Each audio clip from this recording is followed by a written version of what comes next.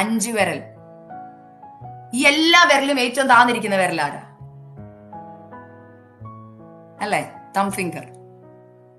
ഈ വിരലുകളെല്ലാം പറയുക ഞങ്ങളൊക്കെ ഉയർന്നവരാ, നീ താന്നതാ, നോക്ക് നീ താന്നവനാ, നിനക്ക് ഞങ്ങളുടെ കൂടെ ഒപ്പം നിൽക്കാനുള്ള, അതുകൊണ്ട് ദൈവം നിന്നെ താത്തതാ. നമ്മളൊക്കെ ഈ വാക്കുകൾ ചിലപ്പോൾ ഉപയോഗിക്കും ദൈവമക്കളെ. ചിലരെ നോക്കി നമ്മൾ ഇതൊക്കെ പറയും, ഞങ്ങൾക്ക് മാത്രമേ സ്റ്റാറ്റസ് ഉള്ളൂ, ഞങ്ങളുടെ ലെവലിനനുസരിച്ച് നീ താന്നതാ. ദൈവമക്കളെ, സഭയുടെ പ്രത്യേകത ഞാൻ പറയുവാണേ.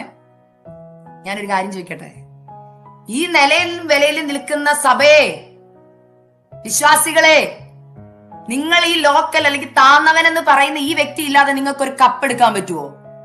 ഒന്ന് എടുത്തു കാണിച്ചേ.